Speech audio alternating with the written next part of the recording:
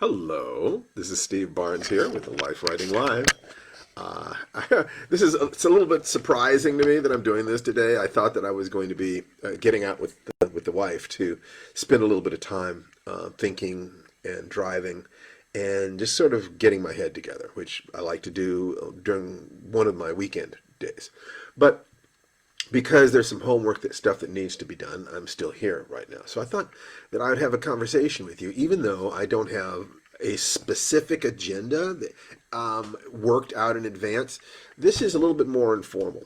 And it's as much asking questions as it is offering answers because I'm over my head. I'm dealing specifically with an approach to consciousness that is beyond my pay grade. One of the things that I do and I enjoy doing and have always enjoyed doing is finding people who are clearly superior to me. It's something that I care about. I mean, I love that. I mean, I will drive 1,000 miles to spend 10 minutes with someone who can give me an answer to something that I don't know. It's the secret, if there is a secret to my success in life, if one considers my life successful, it is that I have always looked for people who could help me understand things that I did not understand. I love teachers. I love learning. I love teaching. I love being. And in this particular instance, I had reached out to, I've known that in order for me to cement my position at this next level of my life, actually, it was more a matter of trying to get to that next level. There were some very specific opportunities that were facing me and that I wanted to be the very best I could be in order to reach them. Tracy says, Tananarive is a patient and wonderful woman, Steve. You bet she is. She really is. I have got to be a pain in the butt to live with. I really do. I don't doubt that at all. So you're completely correct. I knew I needed a coach who was beyond my point. And I found one in a gentleman named Dr. Carl Tott. He's a PhD in clinical psychology. He's a grandmaster in the martial arts. He's a shaman. He's a Taoist priest. And he runs the Taoist Institute in Burbank. And I'd seen him moving in my martial arts circles for quite a long time. I mean, he'd been on the cover of martial arts magazines, and the people I respected him. And he always had that kind of Buddha baby energy, just kind of smiling and happy and solid. Well, I reached out to him and asked him how much if whether or not we could begin a coaching relationship.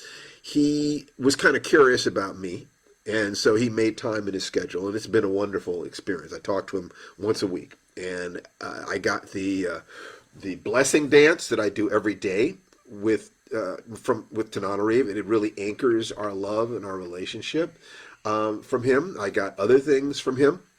But one of the things that's happened is he introduced me to his teacher. He really is, he's more advanced than I am in a couple of arenas that I care about in terms of the martial arts and in terms of spirituality.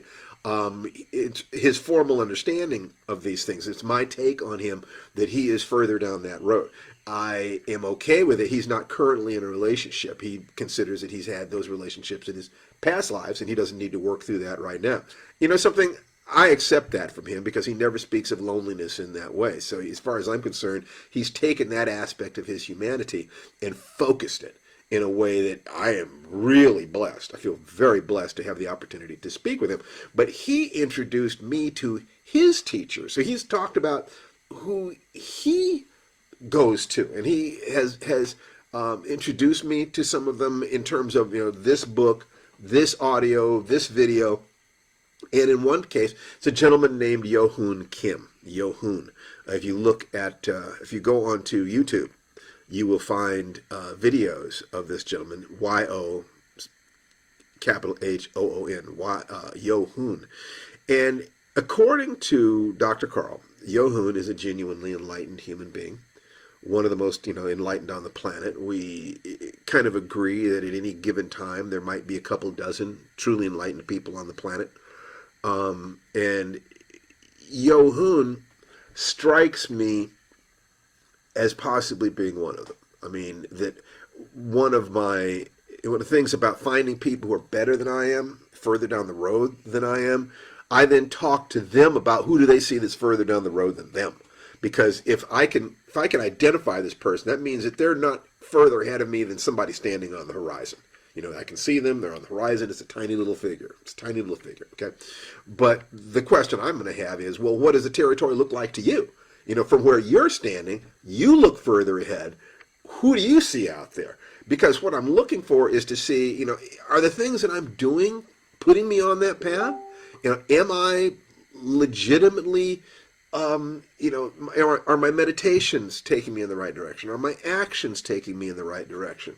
Am I living my life according to my deepest values? I can't see it. I need people to look at me, but I also need them to help me see whether or not the path that I'm on is the path of the masters in that particular sense. In that sense, mastery being a verb, not a noun, a process, but there is an end point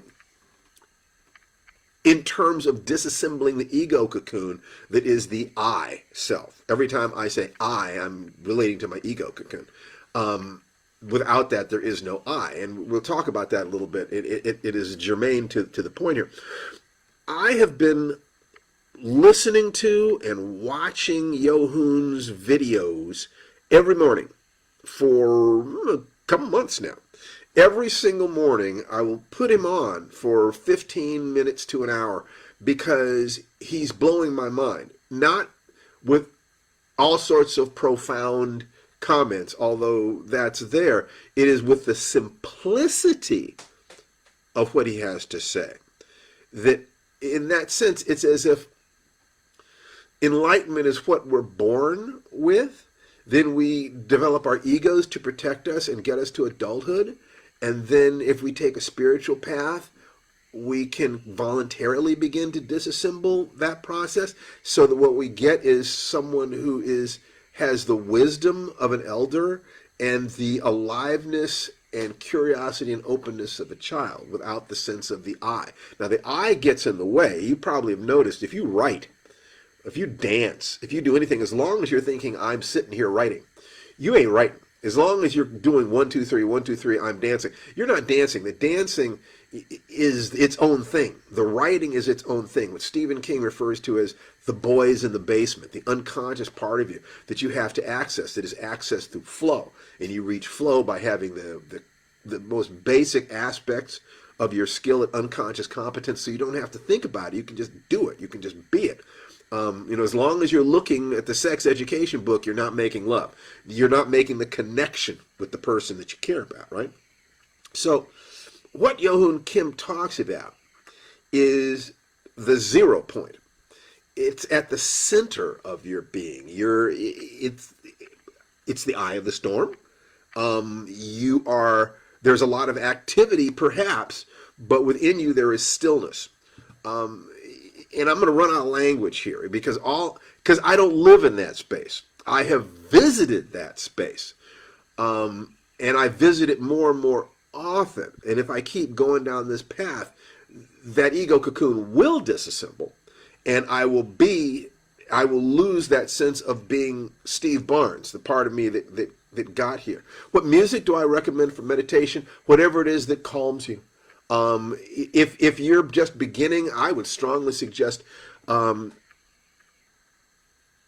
jazz, some sort of soft jazz, ocean sounds, Vivaldi, Largo rhythm, 60 beat per minute Largo rhythm Vivaldi, something that takes you into a calm state. And in that calm state, what you're looking for is to be present. And what will happen is that you will either, as you move towards being more present, and by the way, thank you for that question, Sylvia. I mean, I can talk about these things, but it's going to be best if I'm in interaction with people. You look for the moments at which you are totally present, but you're not aware that you're there. That the thing is there, the breath is there, the heartbeat is there. The light is present within the body, but you're not thinking, I am observing this happening. The instant you think that you are observing it, you've popped out. Okay? If you go to sleep, you've popped out. So it is to find and somebody asked Yohun, and once again, I'm referencing him because he's one of those guideposts along the path. I honestly believe at this moment that he's the real deal. So I said, what is the best time and place for meditation? There is no best time and place for meditation.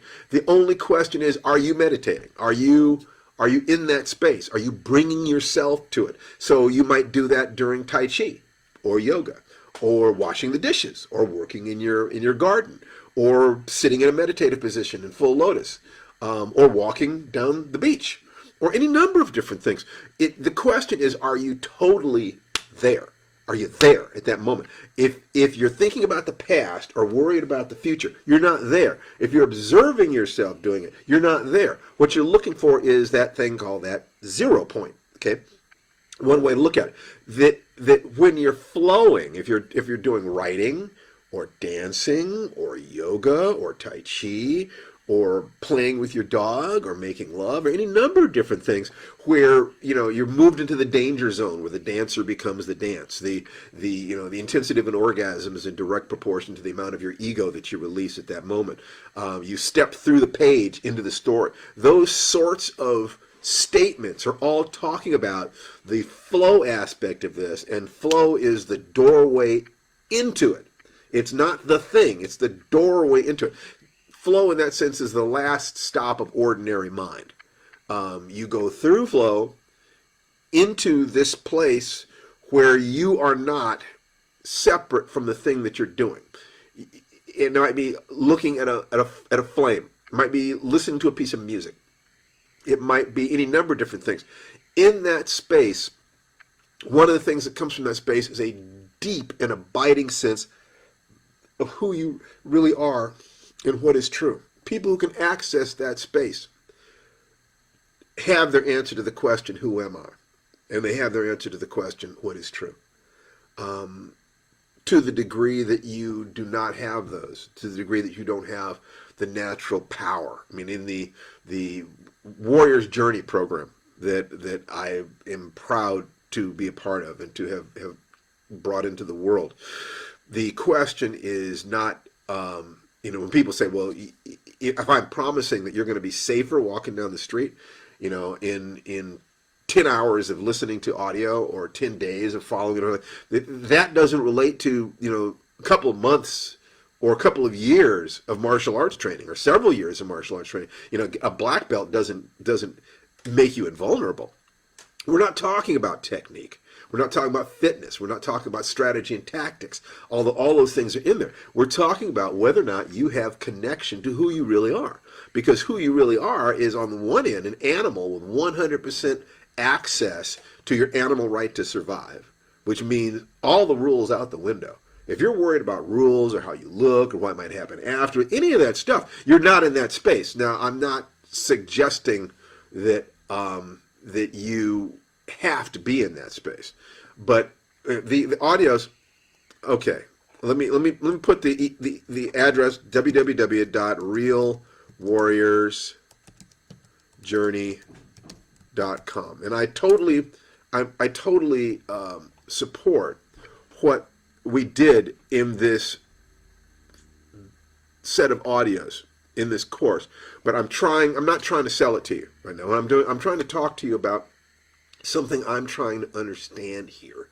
So I'm almost asking for your help. The place, the I, gets you into the adult world. I drive, I study, I love, I this, I that. It fulfills many purposes. But in order to reach your greatest performance, even in the mundane world, you have to move beyond the I into that place of it is here. I am connected to it. In order to do that, you have to move beyond fear. Fear reinforces the ego, reinforces the I, because the I in that sense is helping you survive. I must fight. I must run, and so forth. I am being threatened. So it serves a purpose. But the warrior, the artist, the lover, the teacher, the shaman has to move beyond the I into the it is. And As soon as we do that, we run out of language. There just isn't any language to express what's happening there because language depends upon shared reference. And unless you've had that experience, you don't have it. So I can say, you've experienced that driving on the freeway. You've experienced it making love. You've experienced it if you go deep into your art. You might have experienced it with runner's high. You might have experienced it any number of different times when the activity is in rhythm with your thought and your motion, your emotions, and it is happening rather than you are partial, fragmented, observing it happening. Johun calls this the 0 point. And from that point, you are free of everything. You're stepping outside of time even, because all there is this moment.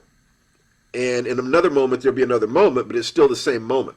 And after that, there'll be another moment, but it's still the same moment. It's like each of these moments is a separate window in on the same moment, which is eternity. And I think that when people talk about immortality, they're referring to somebody who has stepped outside of time. Their body hasn't stepped outside of time. So their body will die eventually. But I do notice that these people do tend to live longer and healthier and accomplish much more. Are there higher levels where life is extended to some degree that would be difficult for us to rationally justify or believe? I don't know. I do know that there are more things going on that level than a purely Newtonian, Aristotelian view of the universe would suggest. But where it goes, that I can't tell you. What I can tell you is that what you've always been looking for is peace. What you've always been looking for is love. What you've always been looking for is joy. That the process of life in that way is sort of like starting from being a child and developing an ego and then learning to avoid the pain of punishment and spankings and bad grades in order for you to get the things that you need, and then making the transition between doing things to avoid pain and doing them to gain pleasure. When you make that switch, you put yourself in a position where the more you do what you do, the better it feels. Compare that to trying to lose weight, for instance, because you're afraid of losing your partner, or you're afraid of death, or you're afraid of people laughing at you. You're afraid of the doctor's opinion of you if you don't. In that instance, you're using pain to motivate yourself to have a discipline that you didn't have ordinarily because your beliefs and your emotions have been driving your behaviors. But your fear then can push you out of that temporarily. Temporarily. The instant you've lost enough weight that the doctor stops giving you the long face, or your partner stops complaining about your size, or you can walk up a set of stairs without being scared of it, the instant you do that, the fear decreases, the motivation decreases, and now you're back in your old pattern. Unless you change that pattern, the underlying pattern. And the underlying pattern is let's save that for a second. If, on the other hand, if you're doing something that you love that will also get you the result that you want of losing the weight or whatever, I love eating this kind of food, or I love dancing, I love hiking, so I will do these things because I love doing it. The more you do these things, the better you feel, so that becomes a self-reinforcing loop instead of a self-extinguishing loop. So pain and fear are great for short-term motivations, but they're trash for long-term motivations. For long-term motivations, you need to connect to love. So, but the 0 point, back to that, between fear and love is the place where you're neither running away from fear nor running towards love. You are happy where you are. That running away from fear implies that you are out of harmony with the universe. Running towards something you love implies that you don't already have what you need. So these people have, in some way, either naturally because their parents did it, or their society supported it, or they went out and found masters to help them, they found the way that they could be at that 0 point between fear and love, between pain and pleasure, where nothing is happening, but everything's getting done. Um, and Yo-Hoon Kim, when he's speaking to students, will be in this space, and he will answer the questions from that space of calm. There's a slight sense of amusement. It's very interesting.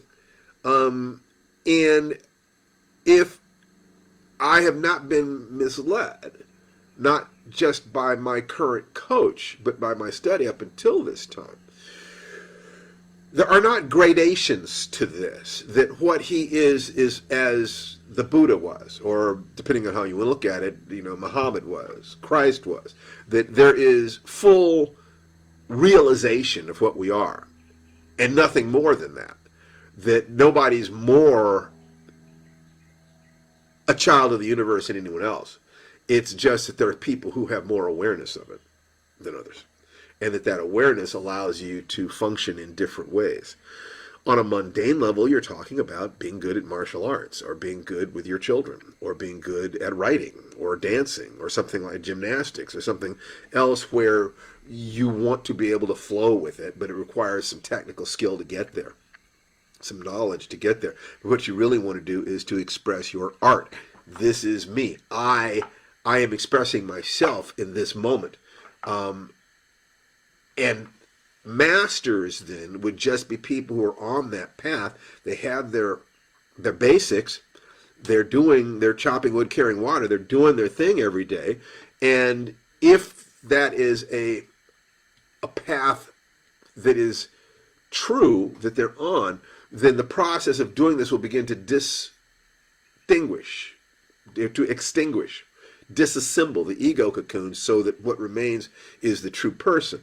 If you don't do that, then what the Sufis say is that enlightenment is the door of awareness that opens at the moment of death, that the seeker simply is attempting to open it before they get there. So Yo-Hoon Kim then, to the degree that he is the product as advertised, that I think he is, that I feel that he is a person who's on the other side of that doorway. His physical body is on the other side of that doorway. Instead of being like most of the rest of us, we live in this world but occasionally visit that one. He lives in that world but occasionally visits this one. That makes him a bodhisattva. That makes him someone who has completed the journey but returns to offer advice to those of us who are trying to make the journey.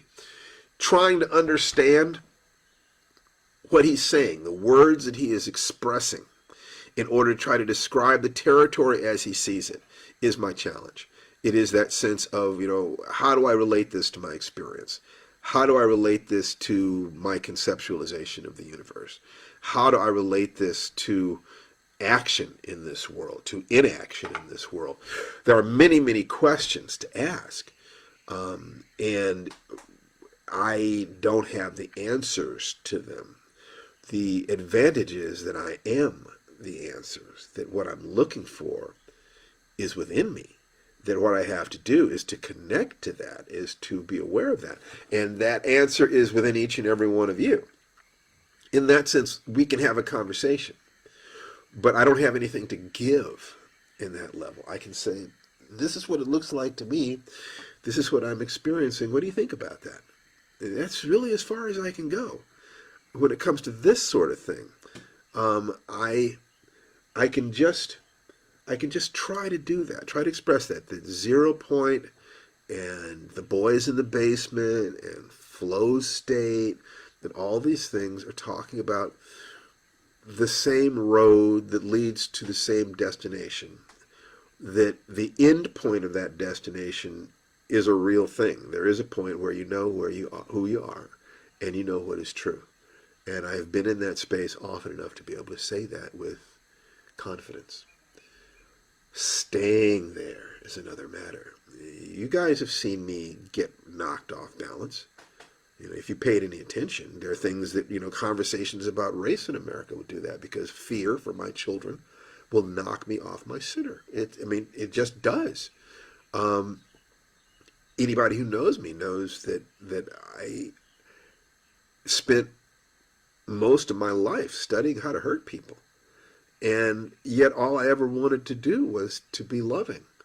the question of why in the world would I have spent so much of my time studying taking people's bodies apart when all I wanted to do was embrace their hearts? If you can resolve that apparent contradiction, you understand me. And to the degree that you see yourself in me, then if I understand you, I understand myself better. And if you understand me, you understand yourself better. And we can help each other grow. So that's all I wanted to do today, was to talk. It was just kind of a chance to talk through that question of the 0 point, that thing that is on the other side of the door of flow, that place that you probably have been in times when you were totally present. You weren't worried about the future or the past. You weren't concerned with the observer or the observed. You were just there. And in fact, there was no you. It was there. Bruce Lee talked about, I do not hit, it hits. That's what he's talking about.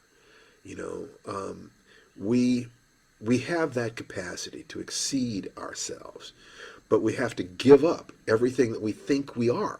We have to give up the very tools that got us here in order to get to the next place where we can bring everything we have.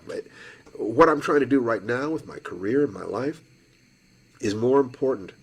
Taking care of my family, embracing these career opportunities, being the martial artist that my teachers expect me to be, the teacher that they expect me to be, demands that I kill Stephen Barnes, that the ego construct that got me here ain't it.